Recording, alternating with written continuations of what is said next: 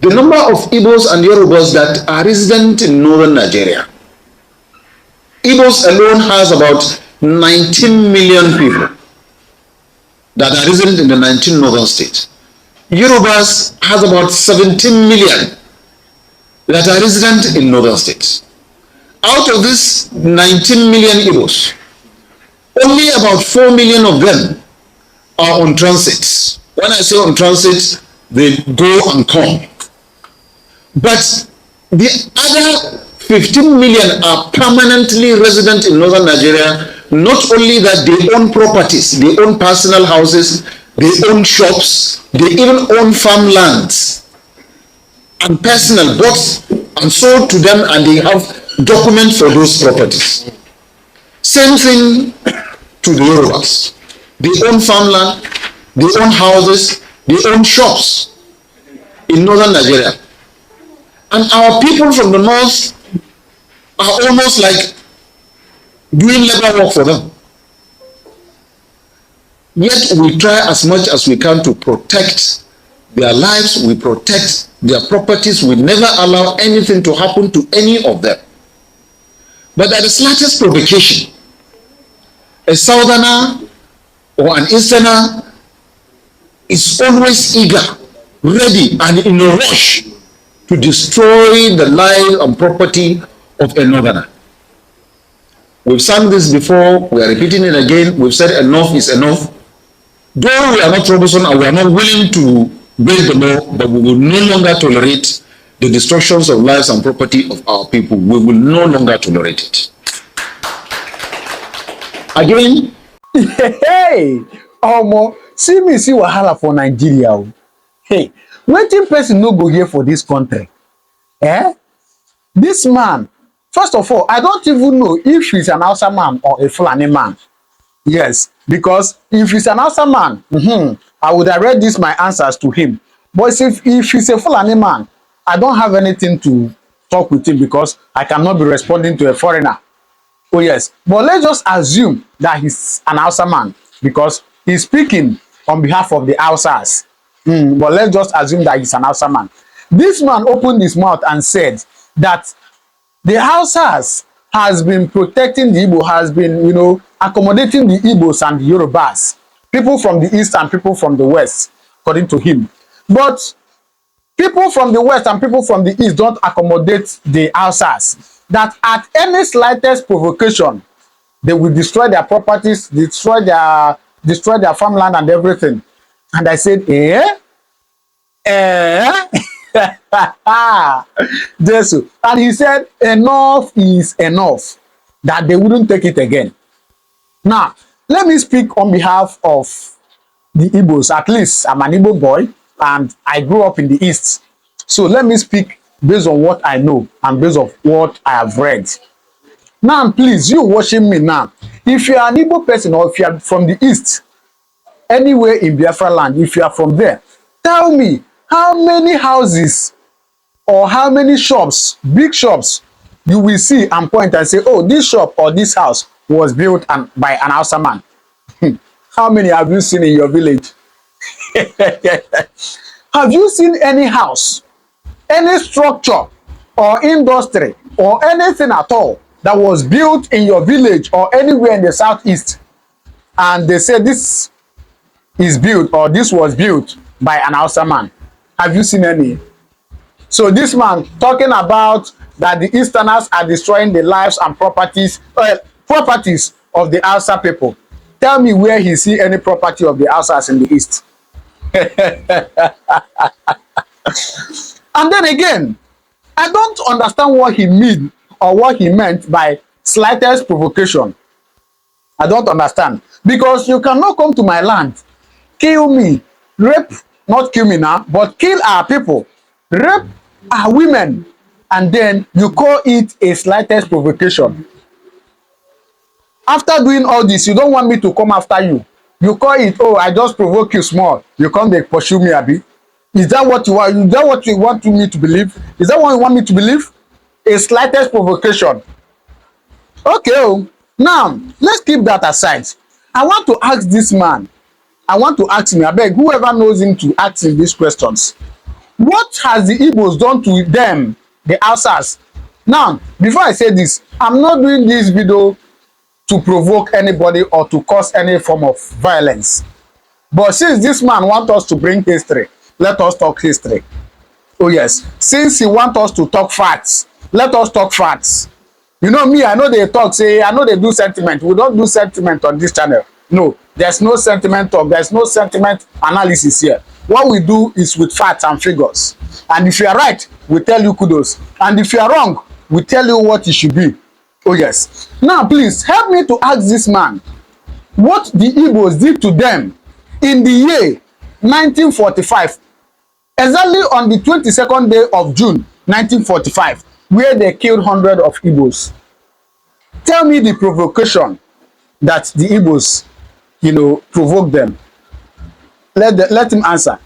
Then after that, let him also answer what happened or the provocation that the Igbos provoked them between May and October 1966, where over 30,000 Biafrans were unalived in the north. Let him come out and tell us the provocation. Yes.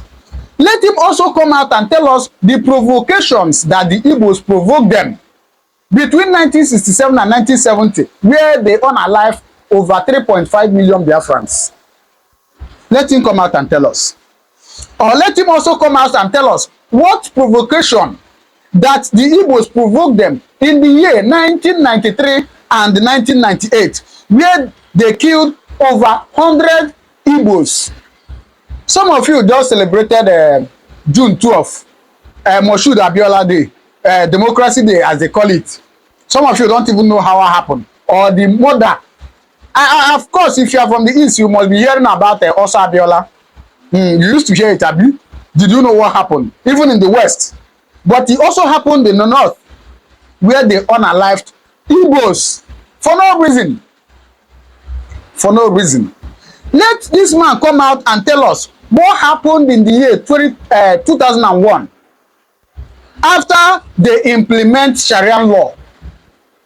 Yes, after they implement Sharia law in 2001, what Igbos did to them that made them kill over 1,000 Igbos, or should I say 1,000 Biafrans.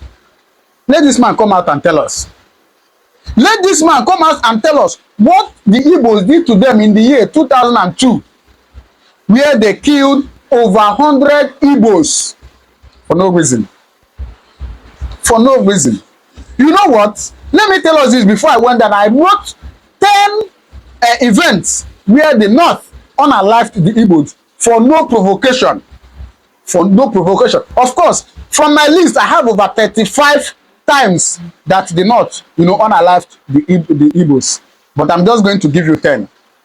Did you know that there was a time, I think early 2000, thereabout, where an Igbo person, the World Beauty Contest, and the North got angry and started killing the Igbos? This man said, at any slightest provocation. So now I'm asking him, what provocation has the Igbos or the Biafrans done to you that make you to unalive them anytime you wish? What provocation has the Igbos provoked the North on the 18th of February 2006 in Meduguri, where they killed over 1,000 Biafrans? Yes, what provocation? What provocation has the Igbos provoked the North on the 8th of October 2007, where they killed over 100 Biafrans? What? What provocation? Let him tell us. The provocation that the Igbos has done to the North on the 11th of March 2010, where over 500 Biafrans were unalived.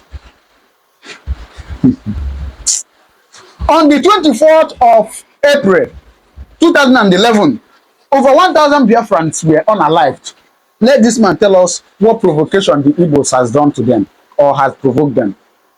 What? Look at what this man, look at what they are saying. That the North has been protecting the Southerners, yes, the Easterners and the Westerners. But both of them don't protect the North. At any slightest, that is where it got me crazy. At any slightest provocation, they will start destroying lives and property. How many lives and property?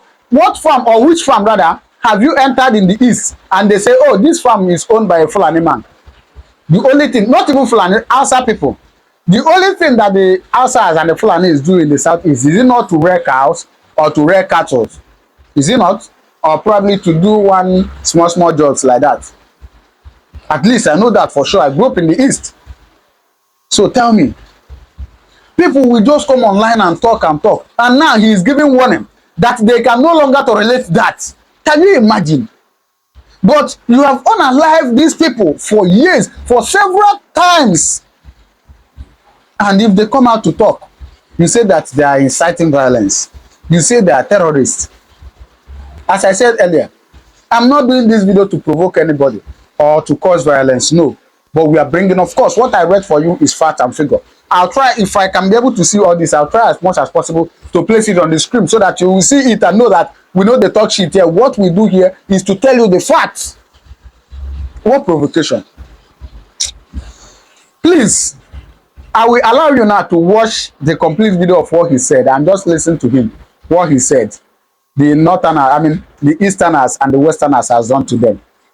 Just watch it. After watching it, you understand the kind of country we are. You understand the kind of country we are. I also want this man to tell me how many times. Let him come and list, as I've just listed. Let him come and list how many times the igbos has unalived the northerners in the east. At least I'm talking about the east. Let him come and tell us how many times the igbos has unalived the northerners in the east. For no provocation, as he said. Please watch this, then you do well to drop your comment on the comment section. All right, remember, this channel promote peace, not violence. Please watch this video. We are repeating it again. We've said enough is enough. Though we are not troublesome and we are not willing to break the law, but we will no longer tolerate the destructions of lives and property of our people. We will no longer tolerate it. Again, the number of northerners that are resident in the entire south, southwest, and southeast is just about 6 million. And of these 6 million, 2 million of them are what we call the Enchiranis. They go after rainy season, during the dry season, they go to the south, southwest, and southeast to do some minor jobs. And immediately the rainy season is coming, they return back. So we have only about 4 million that are permanently resident in all the 3 geopolitical zones of the south, southwest, and southeast. And of those, none of them will hit his chest and say that he owns a personal property in those areas. Most of our people are living in bachas, in wood constructed houses. They live in motor parks, most of these houses, and under the bridges. And comparing the investment of Yorubas and Igbos in the northern Nigeria that is running into billions of naira, not only billions, trillions of naira. The northerners' investment in the south, southwest, and southeast is almost nothing, because most of our people are either shoe shiners, wheelbarrow pushers, tomato sellers, orange sellers, and then fingernail cutters, and then Okada riders. Mostly, this is what our people do when they go to those other parts of the country. So if you put the investment, apart from people like Dangote and Boa, if you put the investment of the entire 6 million northerners that are in the south is not up to the investment of one single Yoruba man or one single Igbo man that is resident in the north, most especially those that are in Kano and Kaduna. If you go to Kaduna, on Ahmadu Bello Way, that is the major interest, the major street of Kaduna. 95% of the buildings in Ahmadu Bello Way belongs to Igbos and Yorubas. If you go to Kano, no man's land, Java, Southern Bay, Every structure you see in these places, and they are skyrocketed buildings, every structure you see in that place belongs to either an Igbo man or a Yoruba man. Yet, we live peacefully, we try to protect them. But our people have become prey in the hands of these other people from this other part of Nigeria. So we are saying it's enough. 70% of the people who govern this country are from the northern part of the country. But if you want to see hunger, starvation, and any other thing, it's from the north. Why? We are the major problem. But our people doesn't want us to be speaking the truth. And that is why we continue to somersault in this kind of issue. So please, me, I am on the opinion, 2027, let's give Igbo a chance. Because I strongly believe, in fact, I am enthusiastically strong believe that the Igbos can be able to handle this country's affairs because they have economic infrastructure to face this country. Look at what is happening today. Look at what is happening today. In fact, on a daily basis, on our television screen, what you see, they are sad news. They are sad news. There is no single thing, no opportunity that has not been given to the northern part of the countries, but they have not been utilizing it appropriately. So please, let's give Igbo a chance. That is my opinion. Let's give Igbo a chance. I strongly believe Igbo can be able to handle this country economy. Let's give Igbo a chance. That is my opinion. Me, I'm speaking my opinion. And because I'm saying we should give Igbo a chance, let's keep our differences aside. Let's keep the issue of ethnicity aside. Let's keep the issue of religion aside. Let's keep any selfish ambition aside and equally try the Igbos. They have not been used in this country completely. We have not been using Igbos. We have not been giving them ministers. We have not been giving them any position in this country. So please, it is my opinion that I'm saying. And because I am saying that we should give Igbo a chance, does not mean that we don't have people from the northern part of the country that can govern us well. But I am saying we should give the Igbo. Let them equally try their own luck. Let them try their best. Me, I strongly believe they will make it. And they can make this country to be a better place. That is my opinion. Whether we like it or not, I know that this country is not one. There are some people that want me to believe that this country is one, but I have to say it is not one. I discovered this country is not one. I think it should be 14 years from now. I discovered that this country is not one. So ever since I discovered that, I began to ask myself, what do we need in this country? Honestly speaking, what we need in this country, for me personally, is division. Everybody should just go his way. Which many people that are enjoying the public, the national cake, they don't want that to happen, and they're deceiving the common people. Because like if you go to the farm, they're deceiving the common people. We have to keep Nigeria to be one. But you can see their people are dying in hunger, dying in starvation, and they are deceiving them. Instead of telling them the truth, they will not tell them the truth. They will continue to hide things for them. But the truth is that if Nigeria will be one, then we have to see it by our leaders.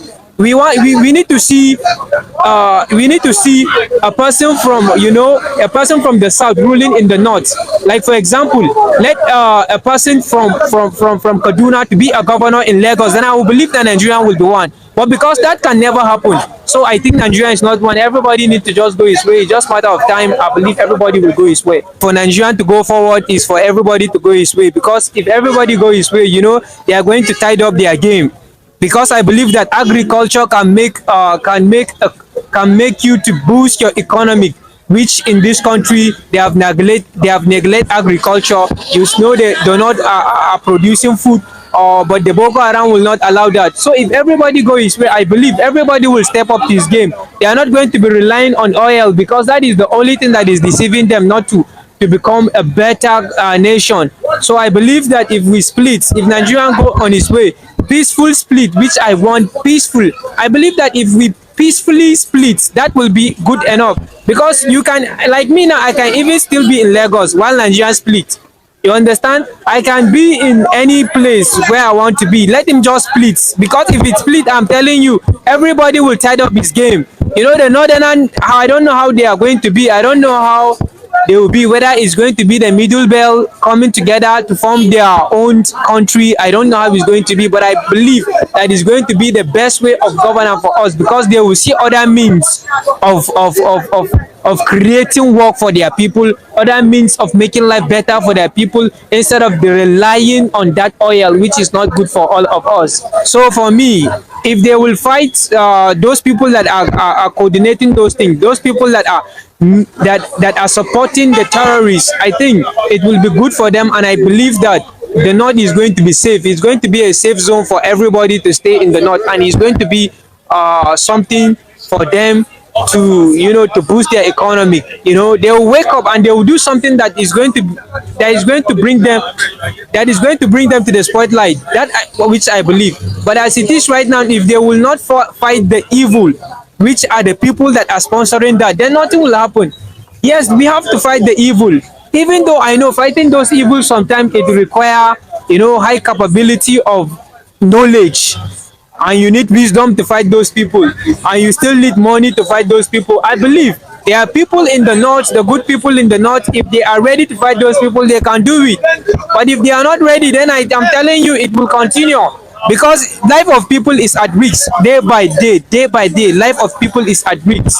People cannot go to farm. You can see it. Even the Muslim, they are killing themselves because some of the Muslim will not agree to do the evil that some of the Muslims that are doing. So you can see the ones that are good. We need to wake up. That is the only thing that can help us in this country. But the good thing for this country, I am telling you, not that I am trying to, maybe I am trying to support one side and leave the other side, but honestly speaking, I can say to you that this country need to divide. If we really want to grow in this our nation called Nigeria, because if we do not divide, then I can still see that there will be no, there will be no hope for this country.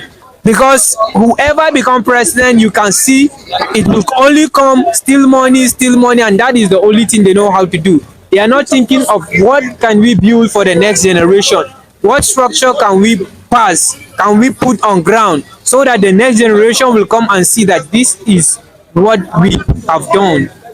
So they don't have that in mind. All right, so you have seen it. It's all right. Please do well to drop your comment on the comment section what you think about this. All right, I'll see you in my next video. Thank you very much, and God bless you.